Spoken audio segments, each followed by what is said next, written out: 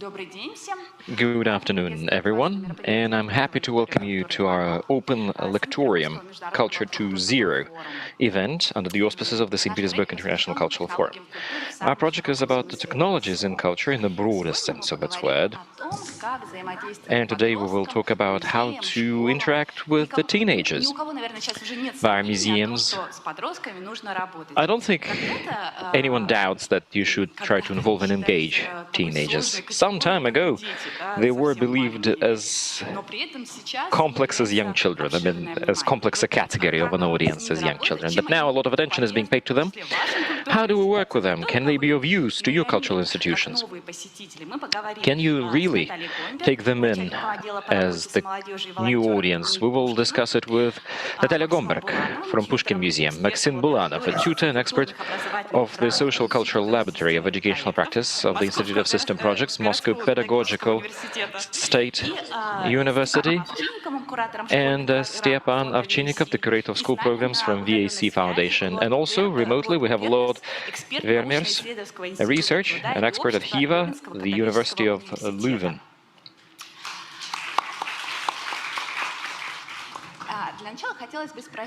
In the beginning, may I ask, who in the audience here has got any special programs or projects with teenagers? I see two hands in the audience going up. Okay, maybe later you'll be willing to share your projects and your ideas. Also, you can ask your questions, but please, when you do this, raise your hands, because we are being broadcast so that you are heard. Also, our viewers can ask questions under the broadcast screen. And my first question goes to Stepan, because he's an author, he's the curator of many school projects. How do you carry those school projects out? How do you find partners to work with, and which are the major challenges that you face? Thank you so very much. Hello, colleagues. I hope you've survived after lunch. It's the hardest session of all, you know, because the energy goes down to stomach. But before I talk about the school program, I'm from VAC. In Russia, it's being translated as the art of being modern. Let me just tell you the context of our program. Can you hear me well? Yes, I can. So the foundation was founded in 2009. Teresa Malik, our CEO and the curator, and Leonid Mikhilson, an entrepreneur. People from Tobolsk know the name. We are a very young cultural institution that, in the beginning, represented Russian art on the international arena. What we were trying to do, we tried to do projects in Rome, Venice, New York Museum, representing Russian young artists to an international community, to the curators, to critics. So we hadn't had any kids around, no kids in the block, just the kids of the curators maybe, who just happened to be at an exhibition. But there was a pivot. I can't really say that it's a PK, no. Fortunately, I hope it's just a pivot. It's stepping up the game. In 2014, an electrical station was procured by us, a former electrical power plant at Bolotny Island, and together with Rense and Piano, we started refurbishing the building, and by 2021, I mean this autumn, we hope that the House of Culture, again, we're emphasizing it's not a museum, it's a house of culture, it's a multifunctional cultural center. We hope that it will open its doors to its first visitors. It is clear that before you have a building in Moscow, you might have a very professional, narrow audience. And you know who are you here for, what are you doing? But when you start catering for the whole city, 15 million residing in Moscow, tourists and the Moscow region, then you need to start talking not just to the audience that's 18 plus or 20 plus, not just the students out there, but also you need to learn how to talk to the teenagers.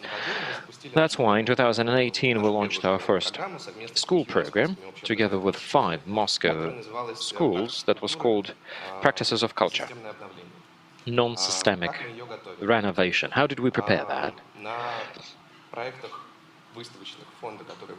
Using the exhibition funds that we had in 2017, you had a number of older schoolboys and girls that acted as creators and even took part in an international biennale, in Moscow Biennale. And these were our respondents in the fund. We ran our own research, a little one. We wanted to have this project as an experiment, and it was an experiment. We never communicated to anyone about it. We just went to a radio station, Moscow Speaks, to Nadezhda, and that's the only channel we communicated with.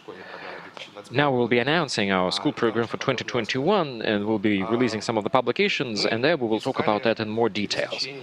We were searching for interconnections between the gaps that we think exist in the school curriculum today and our own interests that we can use to cover those gaps. We like modernity in its diversity, and the contemporary stuff interpreted by the creators, by the artists, and then interpreted by the viewers as well. So the horizontal dialogue between the artists, school pedagogues, teachers, and the school boys and girls, that's something that we wanted to build. And for that, we organized 9 classes, 1 month between them in 2018-2019, and we continued the next year as well. But of course, everything got disrupted because of the pandemic in March. But now we are like a phoenix out of ashes. So we called the artists because we wanted to talk about modernity, and not in the usual sense of the word, but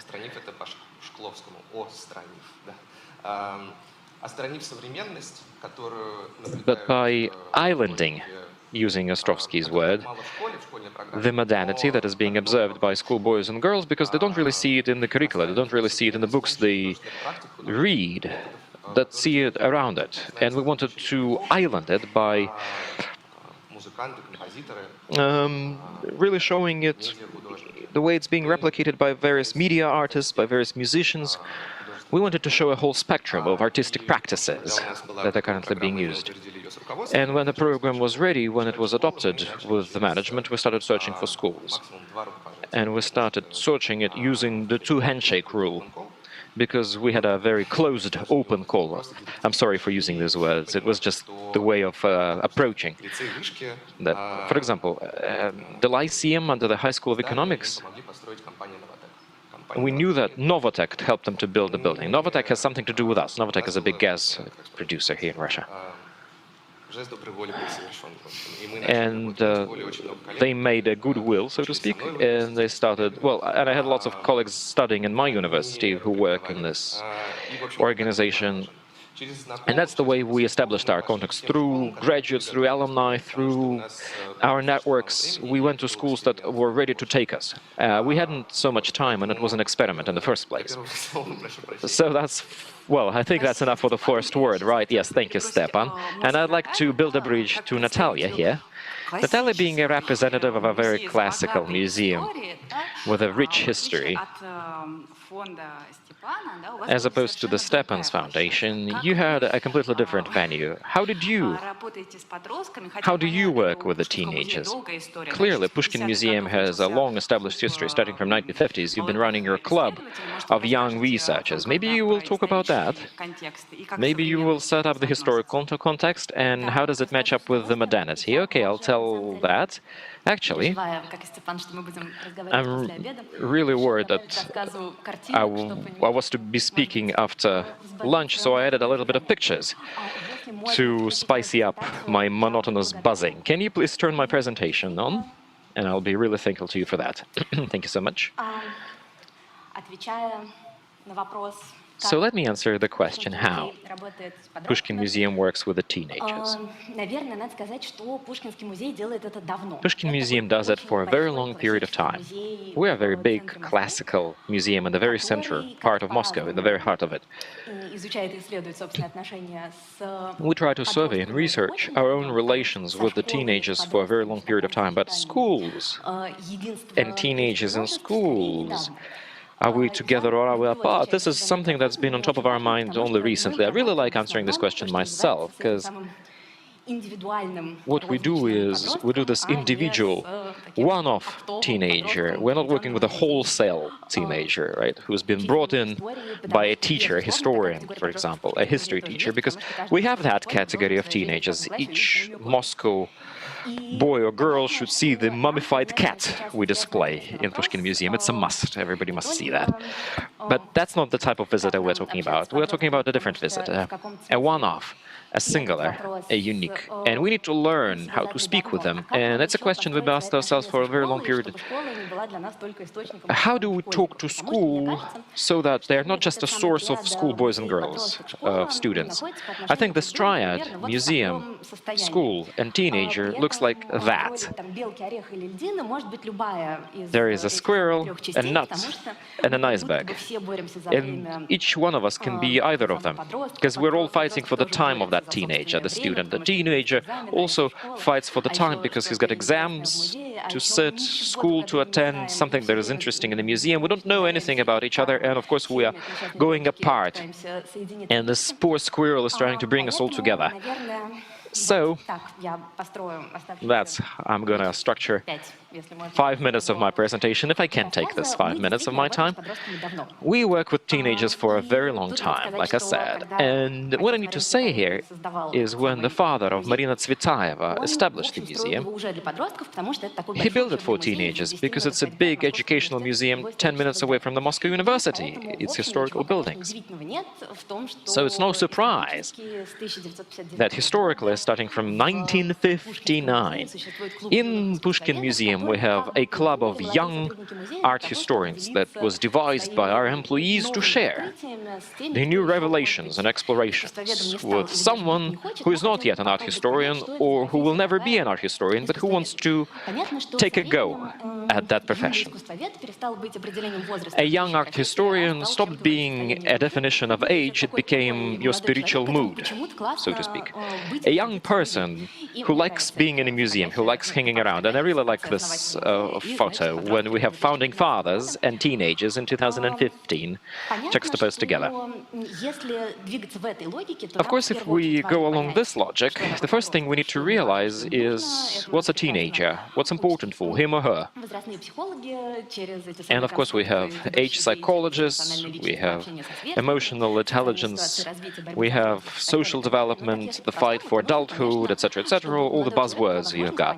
But the most important thing, the young person needs to understand how the adult world is structured, who's he going to be in the adult world. And it would be even better if a teenager is taken for an adult in this world, and it doesn't happen in school, just because the institution is such. So when we're designing our programs, we moved along this logic. What do we have to offer inside the museum? Do we have a system? Is there something that can help a teenager to know more about an art and can turn a museum into a professional world model? We've got not just the art historians, but marketologists, IT experts, PR people, project managers, etc., etc., etc. And it would have been even better to satisfy a communication need for the teenager in the museum. And it would have been even better if kids themselves could horizontally structure ties and connections and networks and semi-professional communities. So that's the plethora of things we've got. We also like making jokes about the permanent exposition of the Pushkin Museum. I think that something like that happened We see ourselves as such, schools see us differently, and parents see us in the third way. This is something that they see us, because we don't understand anyone. The picture says museum is a distant world out there. Sometime in the past, an important historical event happened, and it happened in 2015, when our super bold director of the Federal Museum decided to lend the museum for one day into the hands of teenagers, from opening to closing. And that's how many teenagers you need for a museum to run for just one day. And only a few employees of the museum remained in the front line. These are the ladies you see here. I'm going to have more QR codes later on, so that I can tell you more what the guys made during the day in the museum, because since then it becomes an annual event, which I think helped us to produce an important thing and to understand an important thing. Here's Pablo Picasso and his famous saying, "Give me a museum and I'm going to fill it up." In this sense, a museum became a space that the guys have got an opportunity to fill in, not physically, but intellectually. And I think it was an interesting coup. If you scan this QR code, you'll find lots of audio guides, podcasts, and everything else. That's what the guys are saying themselves about the collection of the museum, from their own mouth. What I'm leading to the fact that the museum for teenagers became a point, became a space where they can apply the knowledge they obtained in school, and these guys, for us, they serve as a colossal database and a resource, both intellectual and human, and a resource of a different opinion. I'm just browsing through some nice projects that I wanted to share with you. All of them are available online. In our case, in our situation, the part of relations we already constructed with the teenagers, and having a great heritage starting from 1912, becomes a good communication channel. And the guys who come to us, they feel as an integral part of the museum. And everybody thinks the same, starting from the museum director, ending with a wardrobe usher. And the classical museum turns into a more cozy museum with the slippers. And there is a hashtag, "I live in Pushkin." But coming back to the problem of school, it's still the problem. It's still the way we look for them. And here I'd like to single out another problem that guys from BSc solve much better than us. And I think we're at the two parts of this conversation. The picture says, "Adults, please explain me how to lead my life." And to the right it says, "We don't actually know." Yeah, I want this work to be mutual. I want us to move towards each other, because there are things that we're lacking. The museum lacks some subject knowledge, of course. Of course, a chemistry teacher knows more about the chemistry of the paint compared to an average art historian, right? But there are things that the teachers don't know. And actually, going online, that's what helped us to be more known for each other. We stopped being terra incognita, and we've got an opportunity to meet. And I think, where is the space when we meet? I think it's the project activity. That's how we call it in school. In schools, there's a special curriculum, a special program called project activities, and I was trying to put my head around it, and I was trying to find the ways it could work for us. And I think that if we can listen to each other more, if we're going to know more about each other, if we're going to be more flexible about each other programs, then potentially we will no longer be sharing the squirrel, the nuts, and the ice bags, and we'll be working in this format like that. We tried it out with a couple of Moscow schools, attracting guys and senior school boys and girls as interns, I'm sorry. But these are pilots where quarantine actually helped, where lockdown helped, because it helped us to restore some of the connections, or it helped us to build some of the connections. Yeah, that's a simple picture. 1 GOG, 2 GOGs, 3 GOGs, stereo GOGs. I think I've exhausted 7 minutes of my presentation. This is the logic I was using in my conversation, and here you can upload the presentation itself if you like, and you can have a look at what guys are doing on their social media and their social networks, because all in all, naturally, those who are 14 to 20, that's the audience, that's the target audience for us, the way we interpret it. They react much faster to various modern trends, and they're always on top of the wave, and they help the museum to overcome the modern trends. Thanks, Natalia. Now I'd like to turn to Maxim. Maxim works with teenagers. Do you think a museum is something of interest to a teenager? Will a teenager go to a museum on his own, her own volition? Depends on the teenager, of course. Yeah, and the museum. I really like what Natalia said, and I really like what Stepan said as well. Hello, I've got slides. Can I please have a look at them? It's going to be cool if you can have them. If not, it's okay. It's still okay. My name is Maxim Bolanov, and I regularly, periodically work with teenagers. At our Moscow Pedagogical University, we study various practices. And since I'm representing a tutor community, you know what tutors do. They like individuality. We adjust and design individual programs, educational programs. My second interest is urban environment. And this year, we are opening up a new program, a pedagogue, researcher of urban environment. I'd like to start my speech. Well, everybody is putting a crumble on the dish, and my crumble on that dish will be about the pedagogues, the teachers. What are the usual educational practices that every citizen gets to face or meet? It doesn't matter which scale or scope your city is. Of course, we're all aliens, Muscovites.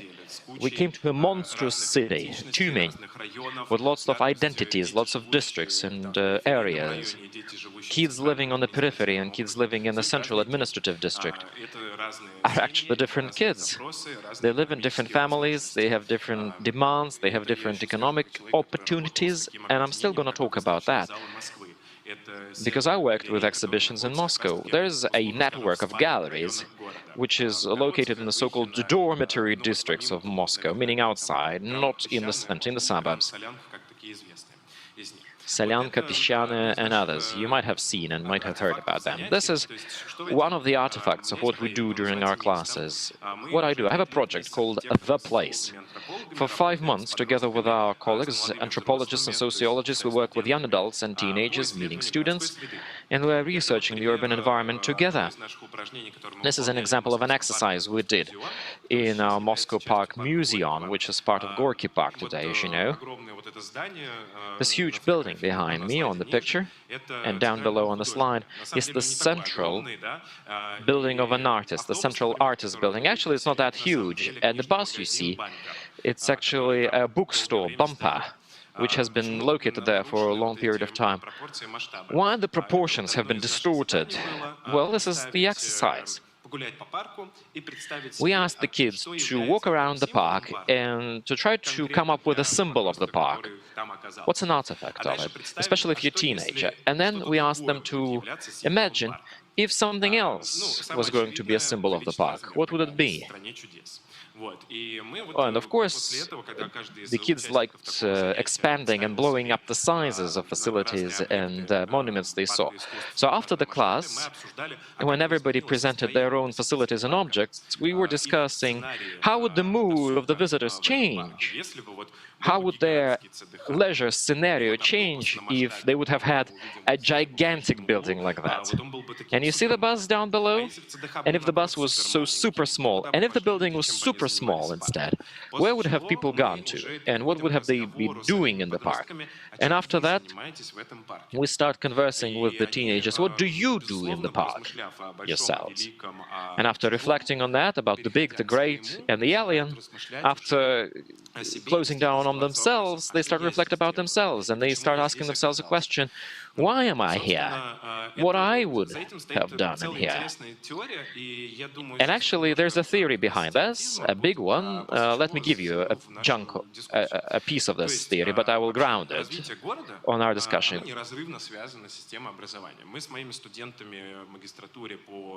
образовательным инфраструктурам, прости господи, обсуждали такой вот исторический контекст, то есть как развивались города в экономическом смысле, в промышленном смысле, Any city's development requires a context. и какие Without институты the города context, there will выполняли be вообще no образовательную development. функцию. И мы пришли And к we needed to идее, что know, есть well, так называемый which старый урбанизм, institutes есть новый урбанизм. perform an important Когда мы говорим context про старый function. There's урбанизм, old urbanism мы and new говорим о том, urbanism. When we что у talk about города the есть old некий urbanism, единый центр. you need to know that every city has got a center. For То example, a есть temple city. понятно, что в центре стоит вот этот храм, да, Well, вот clearly, in the center there has to be a temple. For example, in the Great Novgorod, you have it like that. You have parts of the city or angles of the city. Even the toponymy tells us that there is the center and there's the end to the city. So how would a citizen live in this old urbanism format, in this old urbanism context? You need to integrate into a clear palette of life. In order to find yourself, in order to establish yourself, you need to find a place in the community, in the society. You need to find a profession that is clear and understandable. And if a city is built around a temple, that's one kind of city. If a city is built around a plant, a factory, there is a different rhythm, there is a different standard of life, there is a different norm of life. That's why citizens from different cities don't understand each other sometimes. They can't communicate because they are circling around different places, different cores. Now, the new urbanism, and the new urbanism appears because of the new technologies, because of the new things that Natasha has been showing. The new ethics, the new tech, the new questions, the new visibility, the new authenticity. So the modern city, whether it's a regional center, or whether it's a capital, a metropolis, or Moscow, or Mexico, or gigantic cities, they are becoming decentralized. In a modern city, you won't find a single locus on which you will base your identity, on which you will base your norms. Some go to temples, others go to factories, others go to an internet. And your life strategy depends and connects to different dots on a virtual map. So we're no longer hooking to the heritage, like in a museum. You go to a museum to watch the heritage, to try to find out what do you belong to, what has there been before you. Today we say, today you ask yourself a question, where do I go? What this world will become? In 31 years of my life, I've seen lots of technological shifts around me. And for me, it's hard to catch up with them, you know? My head is slightly dizzy because I can't really take a grasp of what's happening already. You need to go to the museum, to the archives, to the library. That's not the only thing you need to do. You also need to keep your head up and know what's happening around. Every year a new smartphone is being released. Every year a new media is born and dies. So you need to understand what's happening around, and you also need to know how the new citizens live. Freelancers, gig economy experts, creative people, professions that never existed yesterday. Our pandemic experience have shown us some very interesting things. How can you exist if we're all locked down, if you're all locked in your homes? Then another question, how does new urbanism impact the education, and what do schools have to do with this, or families? Well, first, the new urbanism becomes human-centric. The modern philosophers say, yes, there is a general curriculum, and of course, a school as an institution is a broadcaster of a general education, standard education. Standards take a long time to renew, and it's even more painful to put it in professionals' head, and it's even harder to realize such standards in practice, because, you know, there's a saying in Russia, it's hard to teach an old dog the new tricks, because we're all weak, we're all human. But we still want to recognize everyone's individuality. That's why schools and universities, those who want to be modern, those who want to be perceived modern, need to be treated as a place where people are being taught not mathematics, literature and stuff. That's the first level, the subject level. Literacy, mathematical skills, calculus, but there's a whole palette of new literacy. My scientific advisor, Tatiana Kovaleva, used to say that today we need to put a stake on self-skills.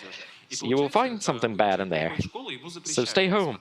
A person goes to school and he's being forbidden to watch YouTube videos, to use mobile phones, etc., etc., etc. The family prohibits you to do that. The family limits every person in his self-reflection and self-identity. The school doesn't let you open up. And then we say, well, they don't do... How come they don't go to a library? They don't go to the museum. I bring them there. They don't like it. I bring them to a library and they behave like barbarians. Here's the problem. If you look at the modern citizen as a person who has got individual set of educational practices, my question is, who teaches him or her that? And my answer is, I don't know. Maybe that's what we will arrive to. And the final thing, the illustration to what I said. We are arriving to agility of the programs that we prepare. We understand that by composing one curriculum, you will not travel long with that curriculum. You need 10, 5, 20 programs. You have to revamp them every new year, constant experimenting, networking with other aspects. That's what Stepan has talked about when you called artists, creatives, I don't know, dancers. Try to involve and engage as many resources as possible to get a wild mix of practices that might produce an unexpected result and experience. And through that experience, you can work with the teenagers. And the final thing I'm going to say is about the teachers. We ask ourselves a question: who is an urban teacher? Because still, the majority of our population gives kids to schools. And so we need to know what are the competences of an urban teacher. It's not enough to know your subject matter. It's not enough to learn how to operate a presentation. It's not enough to learn how to produce a test. I don't know what else they should do.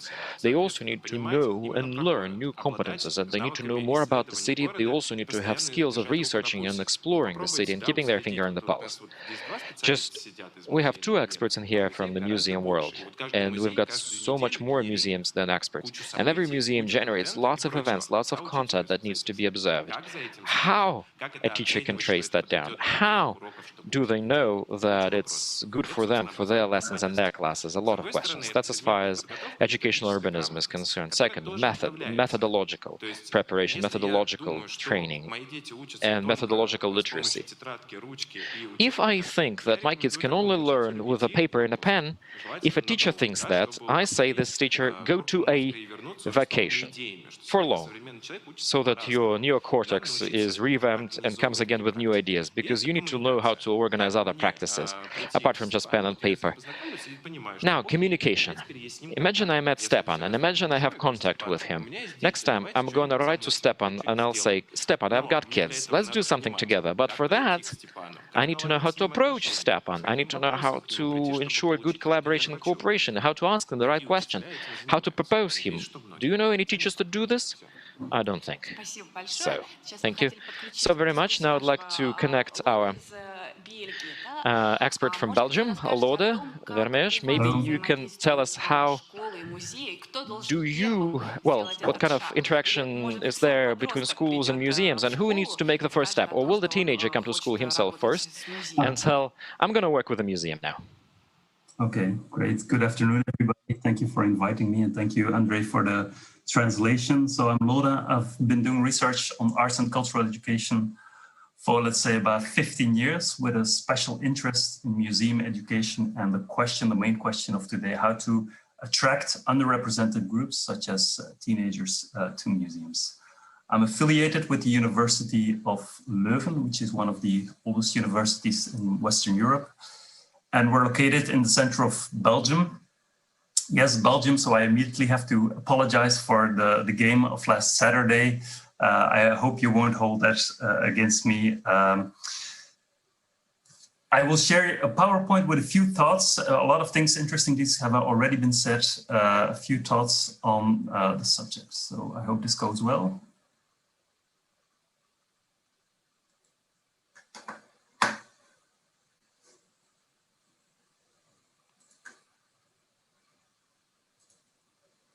Okay. Andrea, I hope they can see this. Yes. All right. So these are some of my publications, and you can download them on these websites. So these are papers, books, reports on the subject of today. Most of them are in Dutch. Some of them are in English. Unfortunately, none in Russian. And if you're not very interested in reading scientific papers or articles, and I won't hold that against you, there's also other stuff to download there. For instance, on the left corner here, you see a poster, Young People in Art Museums, which is a poster we designed within the Retina project. And it's a fun poster to look at, with full of artworks, but also full of tips and tricks for museums, how to attract young people to art museums and make it an interesting experience for them. If you like to watch videos, we also made a short video within the Retina project on making children, teenagers, more visual literate in the museums. Now let's turn to the subject. Teenagers and museums. Well, it's been mentioned before, but I really want to get back to the question, do we really have a problem? And if you want to define a problem, it's a good idea to have a close look at, like Natalia did, at the age group we are talking about. So I took this random picture of a teenager from the internet because it offers a lot of insights, I think, on what we are talking about. First of all, if we look at a picture such as this one, which is a typical teenager, what do we see? We see somebody, a young person, who's very into scrolling and touching and surfing the internet, especially through social media. Carrying always mobile devices, watching videos, listening to music, and at the same time, that's also interesting, eating or doing something else. So they're really good at multitasking, you could say, blending different things together, different activities. Okay. They seem a little bit uninterested, the messy hair, the sleepy eyes. But in fact, if you look at today's generation of teenagers, they're also called Generation Z. They are really connected with today's society, and they are really involved in today's society in a sense that they really are involved in the big societal questions, global warming, for instance, but also questions about identity, questions about inequality in society, and so on. So they might seem a little bit disinterested, but they are in a way. And of course, they also like, and this is typical for certainly puberty, they like to break rules or bend the rules or push boundaries, for instance, the feet on the table here. Okay. So this is, let's say, a little bit of a cliche image of a teenager today. Now, why do these teenagers why don't they like to go to museums? And I have to immediately say it's not entirely true. If you look at participation rates, and this goes for Belgium, but also for other European countries, and in fact it's worldwide, you see some teenagers that do like to go to museums spontaneously. So it's not a problem of all teenagers. But indeed, if you look at those participation rates, teenagers are underrepresented compared to other age groups, especially if you look at, let's say, 60 plus, the elderly people. So there seems to be some barriers why teenagers don't go to museums spontaneously, and I've listed some here. In fact, I tried to summarize the research on barriers for teenagers, and I came to these 5 specific barriers, and I've listed them in a specific order, starting with the most important one at the top and the least important one at the bottom. So the most important barrier for teenagers is the emotional and the psychological barrier. They have a feeling if they enter a museum, this is not a place where I belong. This is a low trust environment for me. People look at me strangely. I don't belong here. This is something for adults. And also, and this is an interest barrier, I'm not sure, but I don't think this is very interesting for me. This is for somebody else. So these 2 barriers are related to each other. Social barrier, also very important. Teenagers don't like to go to a museum alone because they don't like to go anywhere alone. They like to go with friends. They like to share things. Sharing is caring. They don't like to go with their parents as age up to, from 15 on, they don't like to go anywhere with their parents. So if I only go if my friends go. And then there's a knowledge barrier, which is also very important. This is difficult. I don't know what's going on here. I don't have a connection. Like Natalia said, this is a distant world out there for me. And finally, you have the practical barriers. It's too far. I have to take the bus. It's too expensive, and so on. And what you see is that most museums focus on the last thing, the practical barriers. They have a discount for teenagers. They try to arrange public transport, etc. But this is the least important barrier. You actually have to focus on all the barriers, and especially on the first ones. Now, the question is, how do you do that? And based on my own research, I came up with a flow chart for museums. So this is the perspective of the museums on how to be more appealing for teenagers. And I think the worst thing you can do as a museum is immediately start to develop things and develop practices and mediation practices and so on. We have to get the teenagers in. It doesn't work like that.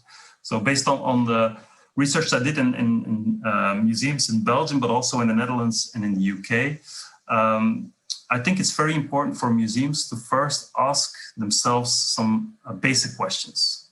The First one, very basic one, is do teenagers, according to us, the staff of the museum, do teenagers really have to go to the museum? And if they do, according to us, in or without school. Why do we want teenagers to go? Does that fit? Why do we want them to come to our museum? Does that fit our mission? Do we have something appealing for teenagers? Sometimes it's very difficult if your artifacts and etc. don't connect with the world of the teenagers. It's very difficult to make the museum appealing for them. You have to be aware of that. And also, very basic question, do our employees really want to work for teenagers? And I mean all employees, the whole staff. I mean, educators, obviously, they most likely will, but also curators, for instance, and the attendants in the galleries. Are they fond of teenagers? And if the answer to all of these questions is yes, then you can develop a vision. What do we really want? What is our definition of success? How do we differentiate between different age groups? Because we can talk about teenagers as one group, but in fact there are different groups. A 12-year-old is not the same as a 19-year-old, etc. Just make sure your marketing and your communication is based on that, and make your museum teen ready, which means very small things. Make sure that there is Wi-Fi in all of the galleries. Make sure you have lockers where that fit a skateboard or a step. Make sure the gallery attendants are smiling when a teenager enters the room. Very small elements that make your museum teen ready. And based on that, the vision you have and the little changes you perhaps made in your museum, you can develop specific mediation practices. For instance, you can make new things for teenagers. You don't have to do a lot to make it appealing for them, as long as it's good and it's authentic. Okay, I will show you one more slide. And this is just an overview of all types of mediation practices that I came across during my research. These are all types of techniques that might be interesting for some of the teenagers. None of the techniques works for all the teenagers, but these are all different, and some are already mentioned, techniques that you can apply as a museum.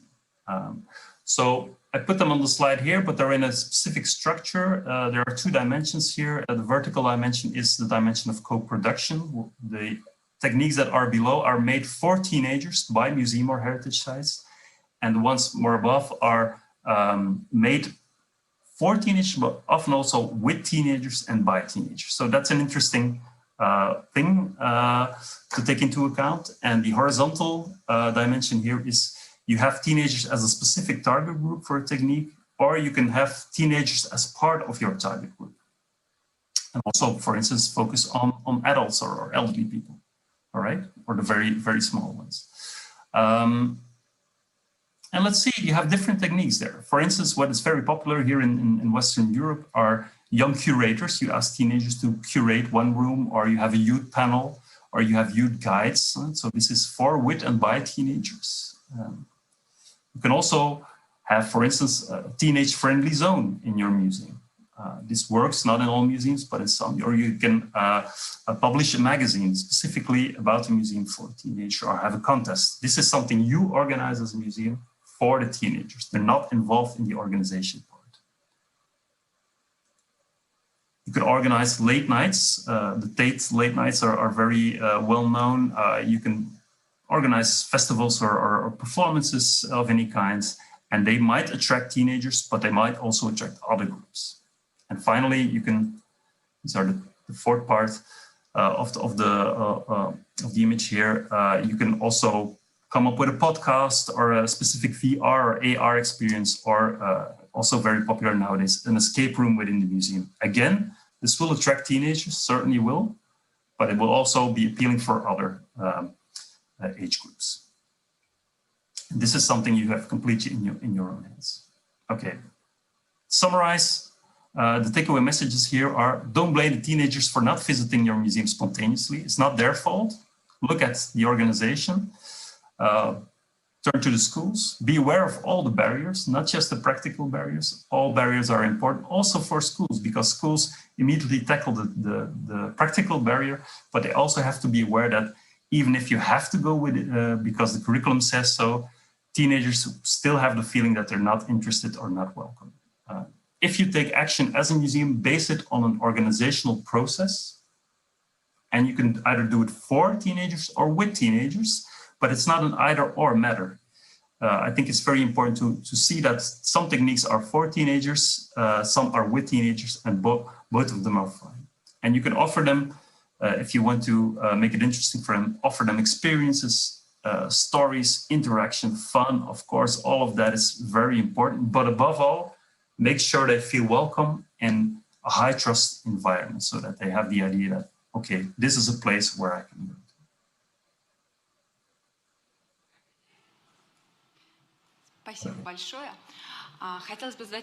Thank you very much. I wanted to ask a question to Maxim then. In this schedule that schoolboys now have and boys and girls now have, lots of, I don't know, tests and exams to try to find time for a museum. If it's not a part of the curriculum and the school doesn't help, it's really hard for the student. Who should send a student to the museum? Who should be this push in the back, a slight nudge? How do you make it a part of the student's day, a part of the student's day program? Again, the question is why? I very much agree with Lord. I'm so subscribed to what he says. Don't take everyone to the museum. Don't. You don't really have to do that. I think if you design your business through the knowledge of pains of the audience, and that's exactly what you say right now. His pain is to get prepared for an exam, right? What kind of exams does he need to prepare for? What does it mean he prepares for an exam? Does he prepare himself, or does he use online training methods, or does he use a tutor? Or is he just stressed and he needs to vent off somewhere? Here are 4 different needs, 4 different pains. And if I'm getting ready for an exam with my own computer, if you really want me to come to your museum, do something that I can find a nook in the museum with my computer and study without being disrupted. If I'm getting prepared for like physics, and I've got a physics museum, a natural science museum, a polytechnic museum, organize me the preparation classes then. And make it free of charge. Make it cool with young curators and beautiful guides and teachers who will tell me a story. If you understand me, if you see my pains, and if you're ready to take them on board in your museum, there's a risk that I'm going to come to you and I'm going to stay, right? Because teenagers, they grow up and they become adults. Why do you need to stay in the museum? I'm going to come. I'm going to close my pain, I'm going to move forward along my life. Then I'm going to have another pain, even if the museum is ready to offer me something to cover that pain, to ease that pain. If I feel this place to be, I'm really thankful to Lord for this phrase, sense of belonging. You're too smart in this museum. You're too smart in this museum. I'm too alternative for you. I'm too different. And I can't just come to you because I'm going to be watched with a sad face like that. I have plenty of problems even without you. I can't even take myself. I don't even know who am I. I'm 15 and you want to be judging me? Because you'll be judging me. For sure. Of course I'm exaggerating, but that's the way it happens. That's the way it works. But the museum is one of the most demographic institutions as opposed to others. Stepan disagrees here, right? Stepan, you don't really... We all try to be democratic, but it doesn't work. Some do it better, some do it worse. Some cannot just... I think your mic is off, Stepan. Ah, sorry. Is the mic on? Yes, it's on, but you're going... Yeah. Can you call a Kremlin museum a democratic place that's open for interpretation? Well, take a history museum. Well, a history museum is a different thing, of course, but the Kremlin museum is not the one. But can you come to the museum unprepared as opposed to an opera and as opposed to like a performance? You don't have to compete. There's no class or cliques competition. Your self-image doesn't really matter, the way you're being dressed, and the museum tries to broadcast that, right, to everyone, I think. My question to Stepan then. How do you come up to schools with your projects? I understand that you talk about the relevant stuff, what's now in the know, but you're not doing it with Morgenstern, a famous Russian pop singer who's pretty popular at the moment. So you won't go to him, right? But how do you approve the topics? In 2018 we had a program and Morgenstern wasn't around then. He was still too young. I think, why not even? We would have done that if we had a little bit more money, actually, because he is so bloody expensive. Before answering your question, may I give a word of advice? I want this event to be useful for the colleagues. Thanks a lot for coming and listening to us. Thanks for spending your time here. I believe that the presentation shown by Lord has a lot of interesting ideas, and there's an analog that we produced in Russia. Moscow Institute of Social Practices in 2016 published, free of charge, on their own website, a research that's called, let me find it out. It's about teenager leisure time. Well, a lot of questions were asked to the presentation, because they do it beautifully. It was a beautiful presentation, but there's so many scientific questions to it. I mean, they question its validity. Well, but I'm just saying that there are some analogs that are accessible in Russian. Our previous session was about researching the audience needs. When Lord spoke about that, he says that everything starts from research. You shouldn't be going and producing a cultural product or content first, and only then you ask everyone to come and join. No, I'm just saying that there's a Russian analog to what Lord has been saying. If you want to know it in Russian, there are some Russian analogs that can show it to you. There's a little bit about methodology, there is a little bit about a flow, and I think our colleagues from the Philosophical University and the Social Science University participated in it. And I think you can use this template, and it will help you to do the research, yeah. Of course, we are all belonging to different fields. These guys belong to the Department of Education, we're the Department of Culture, and we see we don't usually meet on panels like that. Actually, thanks a lot to the panel for bringing us together. But there's still ways to cooperate. And there's still ways to run a quality research, a good quality research. That's my first message. So you can just download what I said, and you can Google it, the link. Second, Lord, at his presentation, had with and by teenagers. And at the previous panel, we had colleagues from the Museum of Contemporary Art Garage,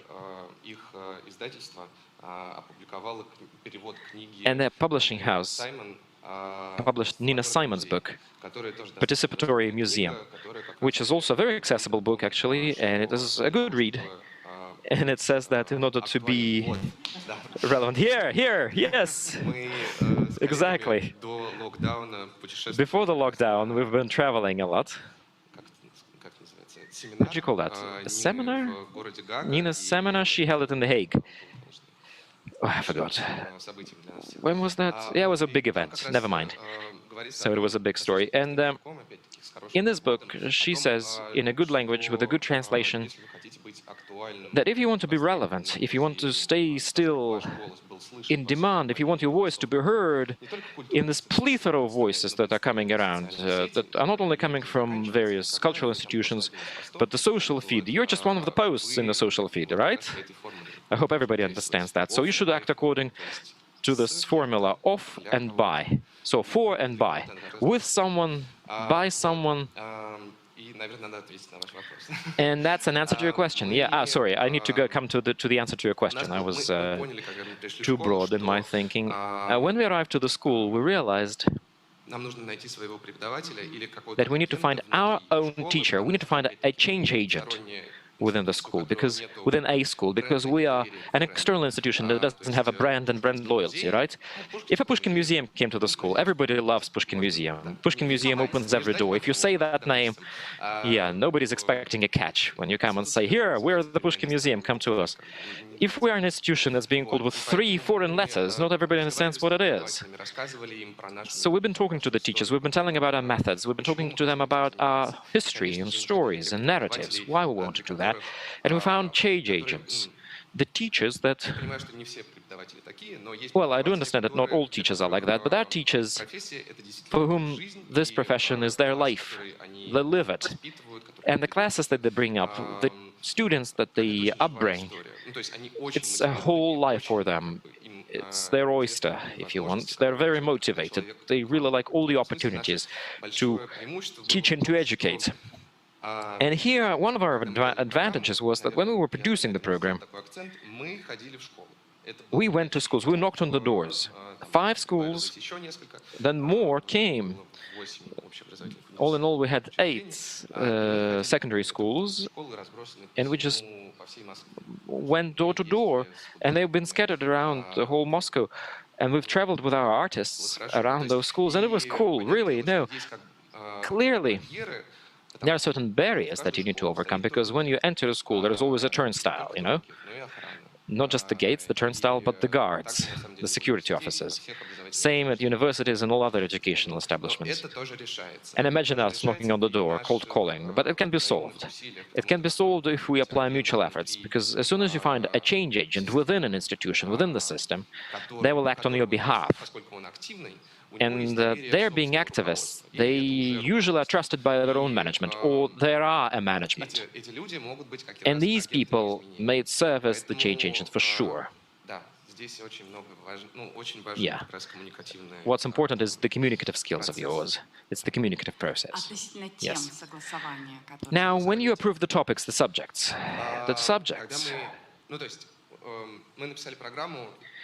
We wrote our curriculum, we presented it to the management, and we explained how it can be adapted for a school. Of course, not everything can be, not all the information is interesting for the school, right? We hadn't had any single problem with communicating this subject matter to the school management. Because from the very beginning, we said that we are doing an experiment. And the subjects of our classes, the scenarios of our classes, when we were showing them to schools, they were formulated in a very broad sense, in a very broad manner, not very narrow. And since it was a very sensitive project for us, we were really careful in selecting the topics and subjects we could speak. But when in the main hall of the class, of the school, you were showing some of the practices, modern dance, for example, that is relevant today, you start trotting on the ground just half a step more, and you might run into troubles if you overdo it. For example, physical training, PE. The subject matter itself, my personal opinion, of course, I hope no offense. When schools do it, I think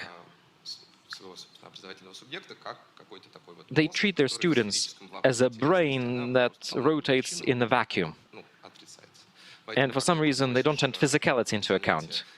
When during the class, you ask everyone to lie down and to start breathing, in the second half of the day, half of the class just falls asleep for 15 minutes, and when they wake up completely renewed, rejuvenated. And only then, after these 15 minutes, you can start a live dialogue, because you've been never expecting that this may happen. When it comes to approving the subjects, we never had a problem with that. Maxim, you wanted to make a comment? Yes, a very short one, a brief one. This year, we've been running our research of our urban pedagogues, and we've interviewed teachers from various schools, private schools, public schools of Moscow, the secondary state institutions as well. And by the end of those interviews, we've been building recommendations, comments. We were writing down the practices that we can recommend. And teachers have similar barriers, like Loda mentioned, same barriers. I'm not practicing something that I don't know, they say. I don't practice what I preach. Or rather, I don't preach what I practice. And I can't do something unless I know that it can be done this way. Second, what teachers say, I'm as a teacher, I never talk to the management of my school about that. Instead of just coming and asking, instead of just saying some things out loud, I would like to decide decide in advance that I'm going to be given a no. And I'm blocked by this no that hasn't been even said. I'm over-assuming too much. And I was putting it down to me what kind of strategies we've got. In some of the schools, we had to establish official relations between the director and a museum department. There's even a museum department in the school. Can you believe that or not? But that's a top-level management, right? It's a top-level level. Sorry for giving two words in the same line, but there's another level. There's a more private level, like a network level between the teacher and the curator. We met somewhere, we are friends, let's do it, okay. How to make sure that the official papers are prepared in the right way? Well, that's the second issue. For us, the most important is that kids are happy. But there are some median stories. So in one thing you go top to bottom, in others you go bottom to top. But there are some interdepartmental programs. For example, in Moscow, they've been running a municipal program called A Class in the Museum. It's called A Student Day in the Museum. Oh, A Student Day in the Museum. Yes, thanks. That's the name of the program. Let me explain what it is. The Department of Culture and the Department of Education wanted to come together and marry education and culture. You see, it even sounds strange. Why are we even separating the two things, education and culture? Well, I don't know that. And there was a story. So our Methodists teach teachers how museums do it with their own guides and with their own visitors, how museums teach. On the other hand, the museum people, the museum employees learned to talk the language of standards, the language of curriculum, how to describe a class design so that the teacher understood the language, so how to translate it into the teaching language. It's a unique practice. Start to translate that. How do you translate skills and competences? Yeah, we have the so-called technological map of a lesson or technological design of a lesson. Can you translate a museum into that? That's a hard task. And there was an institution that served as a mediator between schools, museums, kids, and others. That was a program. And also you can involve the parents' community. That's another way. So I talked to you about the top-up, the top-bottom, the bottom-top, and there's the parents' community as well. Some of the parents trust their teachers. They're not being afraid of these teachers. The teachers are not aliens coming from Mars and parents coming from Venus. And actually, lots of parents have lots of connections in the city. Let me tell you, Frank, if you don't have a city that has so many millions as in Moscow, if you have a small city, of course you have plenty of connections. You have an uncle or an aunt, you have a father-in-law, a husband-in-law, whatever, who can take you places. And that's the community that we can build. So these are the practices, top to bottom to top, and sideways. As far as engagement is concerned, Natalia, I think, wanted to... I actually wanted to ask you a question. How do you communicate the information to the teenagers? Because you need to use different communication channels, right? Not like with the adult ones. Yes.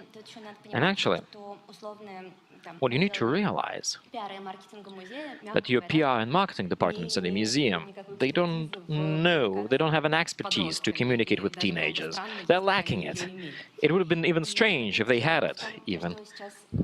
What Maxim has been discussing right now, I think there is another practice when engaged teenagers and happy teenagers, teenagers with a sparkle in their eye, tell something to their parents, to their teachers, to their schools, and that works.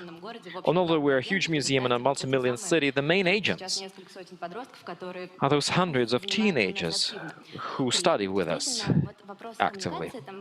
The issue of communication, well, all of us are coming back to Loda's genius presentation. There was the last word in his presentation called trust. That's extremely important. And it's extremely important to structure it around the trust. And however welcoming you were, however great your environment, if teenagers don't really know about that, it's like building it for yourself and no one else. If it's not good, put to good use, it's like never building it. So I think active young people should be attracted by the usual channels, by the usual means and media. But remember, I told you with pain that we don't really understand anything about the schools, and I don't really understand the lives of school teachers, the usual lives of school teachers. This way of attracting teenagers to museum life, I think, is a good one, working through teachers. But I would want to step aside, and I would like to give a reference to what Maxim said about this individual trajectory. of education, and how important it is not to have a standard tool in a toolbox, standard set of tools in a toolbox, like having massive product, a general consumption product. Just because a museum,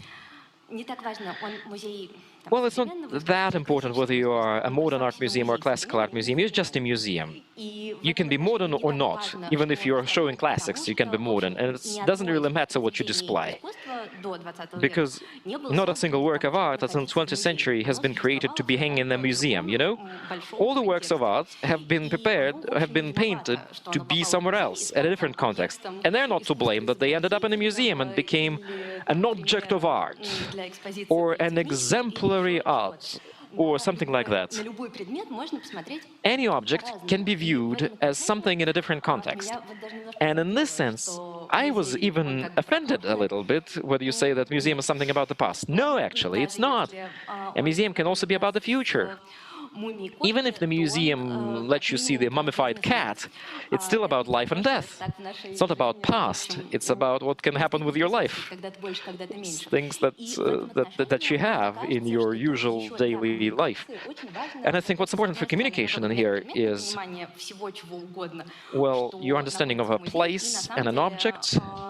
So which place this object used to belong to. And it's important not only for the teenagers, not only they have to understand that, but all other visitors to the museum. Because I'm from the art museum, so it's important for me, for people to feel that the works of art, whenever it's been created, it's about you, it's your reflection, it's a self-image, and you can find something that worries you most.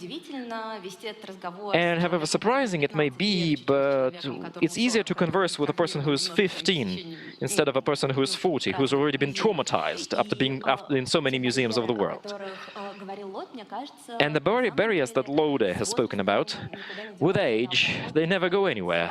They just become more pronounced, and they become even more acute. Because to a certain extent, if when you're a teenager, you're about opposition, about being proud of the stuff that you're not knowing something, you're alternative, you're different, but the more senior you become, the harder it is for you to take pride in stuff that you don't know. It's harder to say that I don't know something. And for the communication efforts, every museum needs to learn how to turn your collection to a perspective that's acceptable for not just different age groups, but also different social backgrounds. It's not an issue of age. I think you need to turn your collection so that it becomes more attractive for various contexts.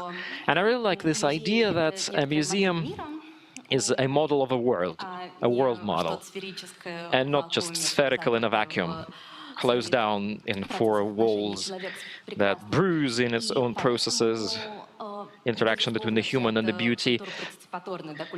And of course, the participatory culture, the co-creation culture, it starts when there is an environment where you can put down your scooter, have a Wi-Fi, and not being compulsory to go and sit in front of the image or a painting and just breathe.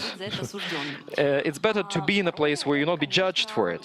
This is what they want, to be in a place where you'll not be judged for it. And that's one thing. The second thing, of course, I'll skip the fact that communication is really good and you should do it, etc., so blah, blah, blah. Now I'm going to another interesting page. Your message has to be relevant. Your message has to be crisp. Of course, all the attendants have to be friendly about the teenagers, but it's hard to be friendly to teenagers who storm it with a big group. Yeah, it irritates. You don't go to the bus when there is a group of teenagers in it. Do you leave the bus when there's a group of teenagers in it? I think you do. And it's hard to blame us for not being friendly to them. But it doesn't necessarily mean that if the system doesn't change right now, well, a museum is still an open and flexible institution, especially under the educational laws, because we're not reporting to you guys, we're not reporting to the Ministry of Education, we're reporting to a different ministry. So within our own field, within our own industry, and within our own ministry, we're still a very rigid structure, irrespective of some of the attempts we make. But we know the pain points in our institutions, and we know what we can broadcast, and we know how to play on our strengths. And we know based on what we can build the trust we need. Sometimes, yes, putting a place for a kicker, a scooter, sometimes being a co-creative institution, so offering teenagers to participate in something, somewhere just being friendly. And having a young person at the information desk who breaks the first template, who breaks the first myth that the museum is a place where you can touch anything and only adult and very serious scientists reside. You know, it reminded me of a metaphor, empty spaces in a bus. When you come into a bus and you see an empty spot, an empty seat, most probably you're going to sit in it, right? And sometimes, yeah, when you design the environment, when you design an environment of a museum institution or a classroom, you need to have more free seats where which you can take, which you can fill in, like an inertia gas. And a person will always fill that spot. He's not going to stand, he's going to put his bags, he's going to sit in it. Who will ever judge a person that he put a bag on a seat? We all had a situation where we want to do that. Give more free seats in the museum, metaphorically speaking.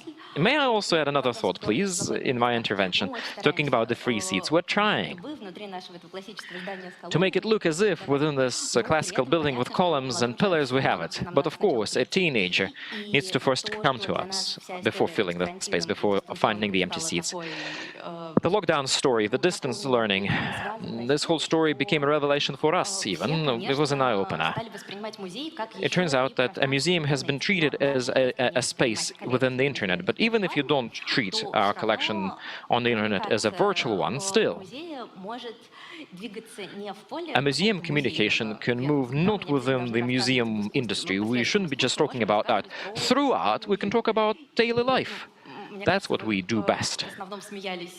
And you've been laughing when I've shown you memes about Pushkin collection, although the museum is a serious place, actually, no laugh. But in a sense, these free seats of yours, they're being shaped and formed and designed just because a person needs to cover his, I don't know, food demands, and then he sees a flamish painting with lots of food in it, and it's an opportunity to talk about vegetarians. Or when you see a mummified cat, that's the story of life and death. When you see an impressionist, you can talk about optics and physics and the way photography came to be. But it would be even nicer if the museum curators and museum attendants, school teachers and even parents, actually parents are calling you, we want these groups of people to know how to give a push to this different view of the world. How can you judge, how can you look at the object, not as an object within a museum, but an object that is part of our daily life? Lode, you wanted to say something, and then I will also address your question based on your presentation.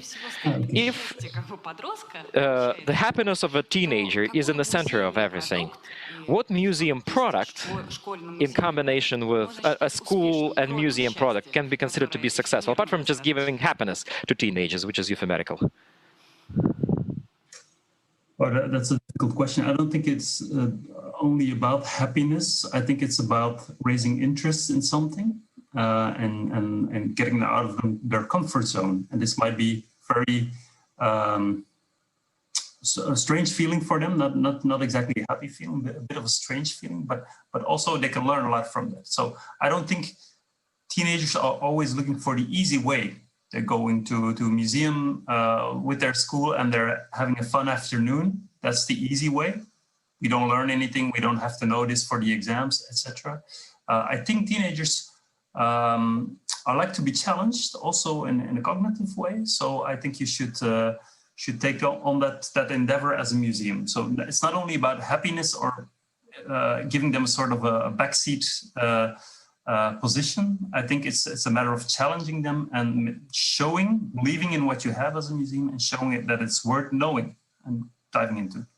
That's, I think, to me, the most important thing. And there are different ways of doing that. I think a lot of things have already been mentioned.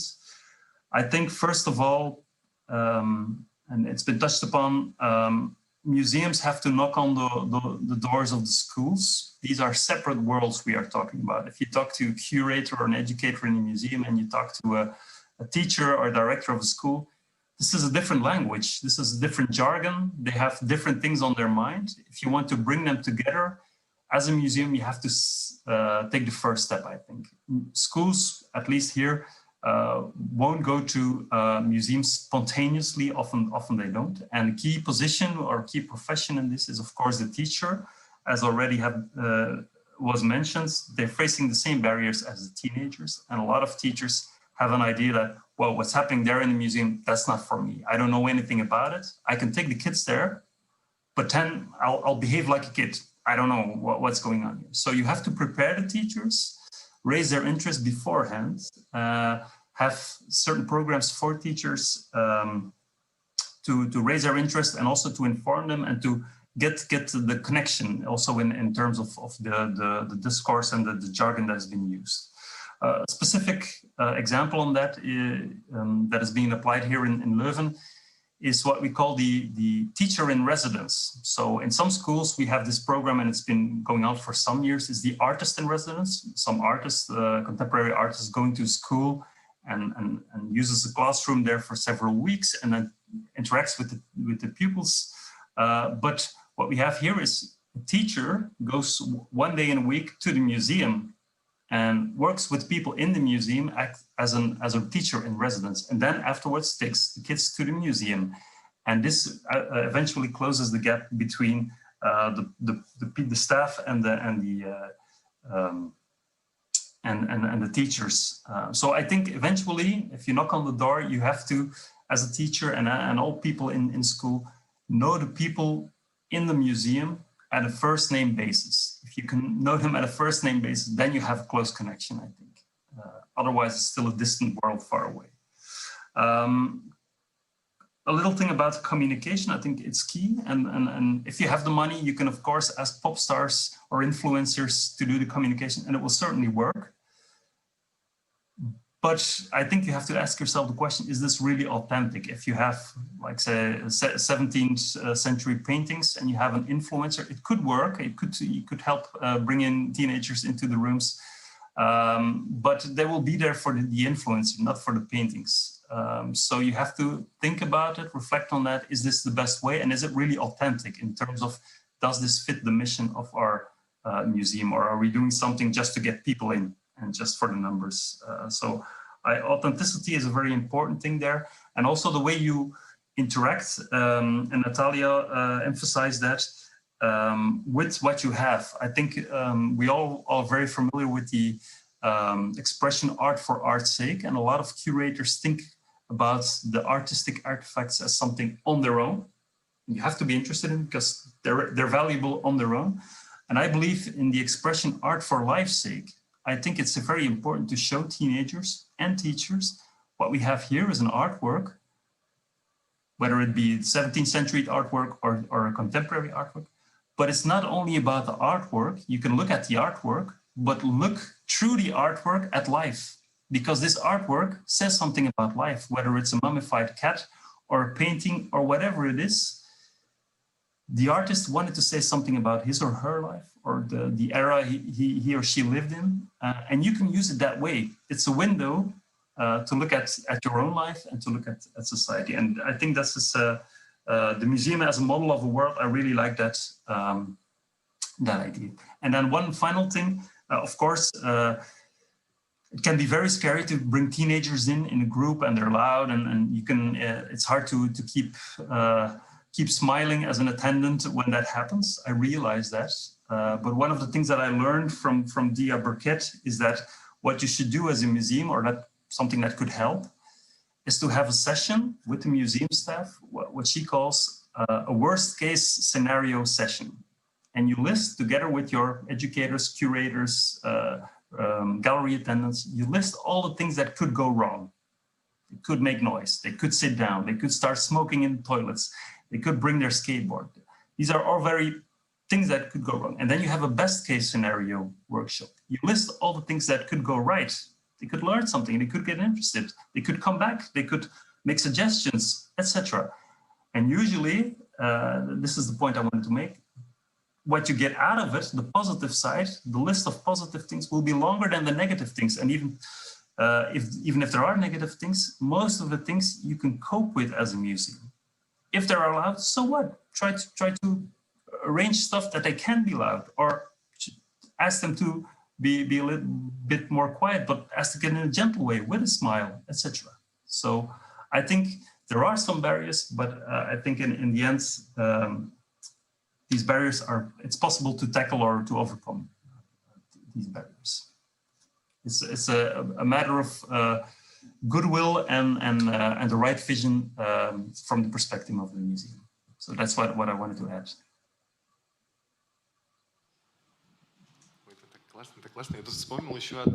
I like that. And I remember two more strategies here. How to establish connections. I remember an example of my colleague, Ekaterina Yeleseva, who is a teacher of literature, and she was the one producing her own tours. And she was doing these tours around the city with her students, using literature material. It went very well.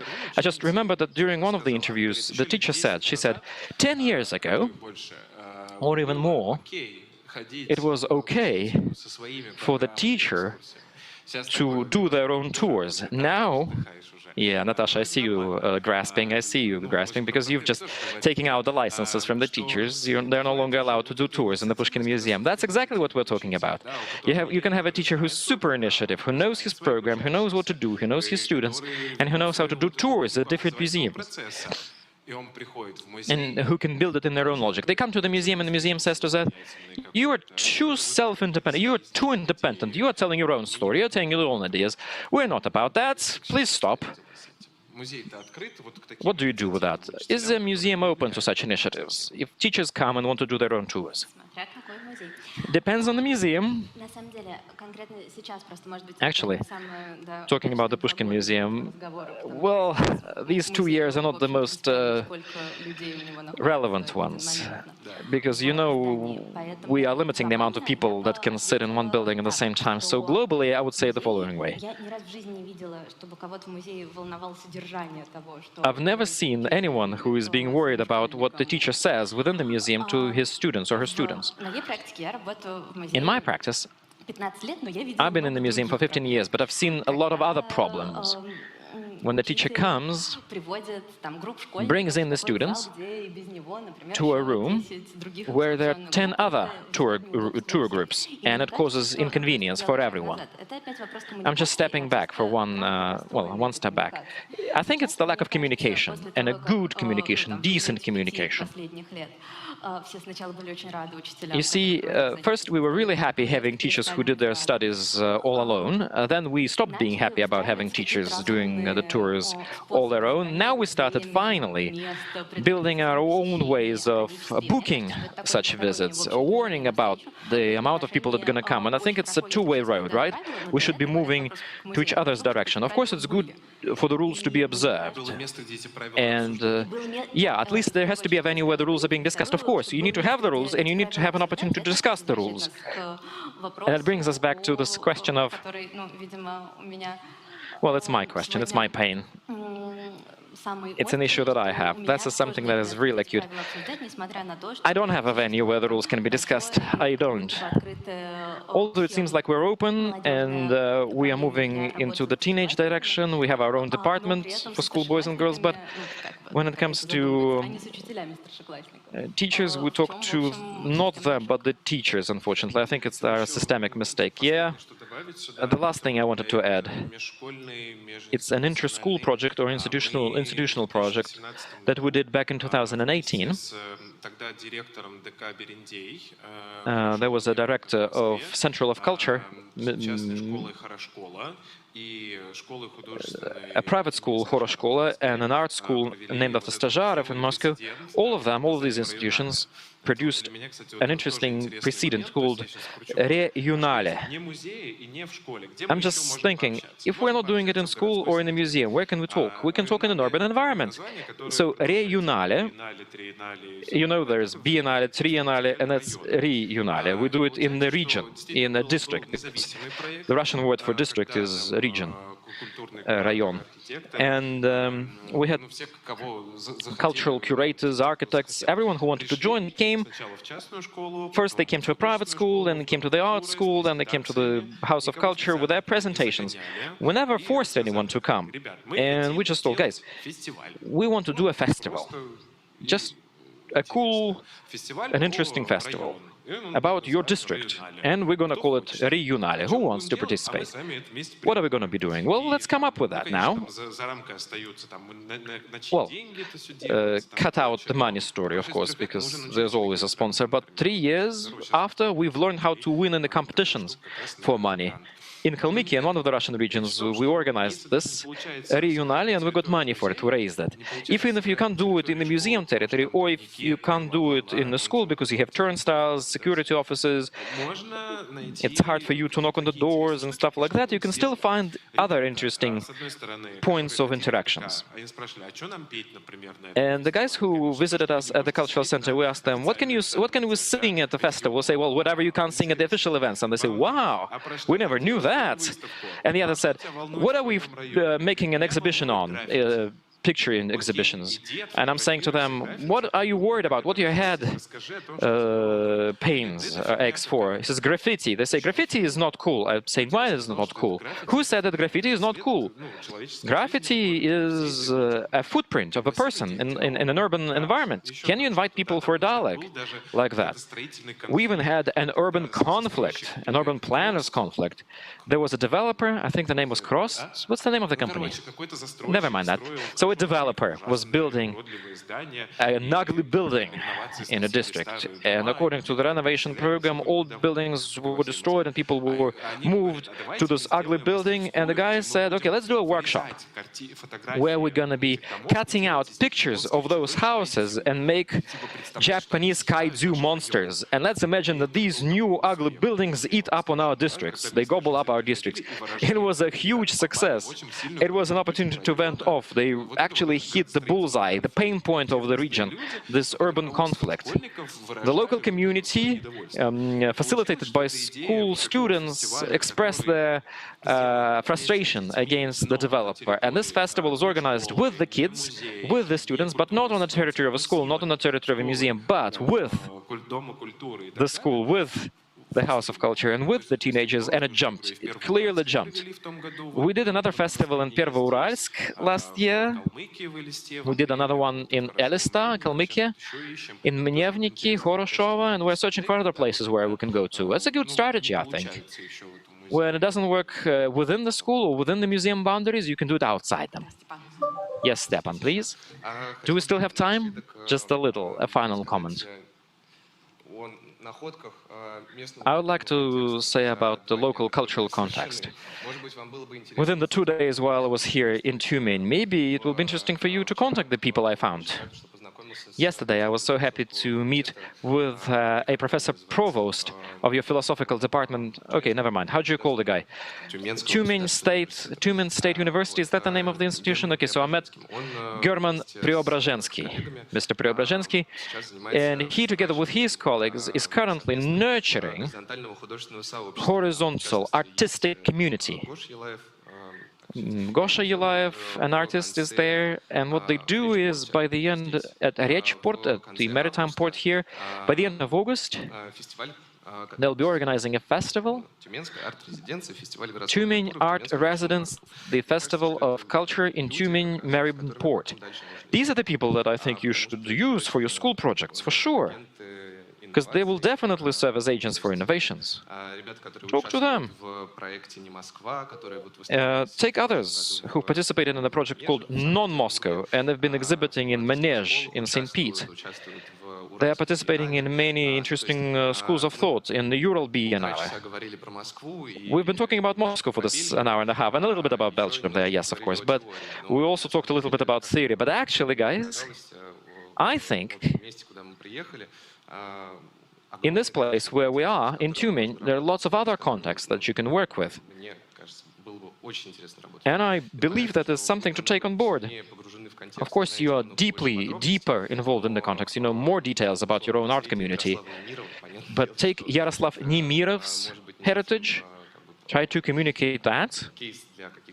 I don't know, well, it's not the case for your official events and your official activities. Take Siberian punk, Tyumen art of the end of the 80s. This is something really amazing, something that can be striking the chord with the audience that we're talking about.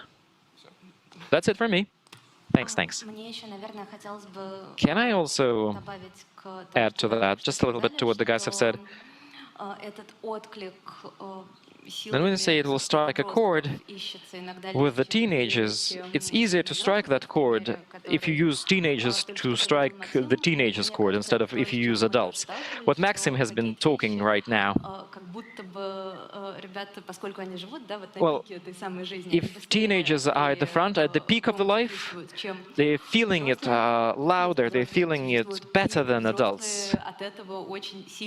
And adults, they really win if they can get involved and they can get engaged in the conversation that for some reason they don't really want to, or they fear to start, or they fear to open up. So I think if we have friendship between teenagers, schools and museums, the whole world will win. Thank you so very much. And that is a very optimistic note to wrap it all up for the conversation. The main outcome here is listen and hear, less barriers, less turnstiles. Everything will work out. Thanks a lot.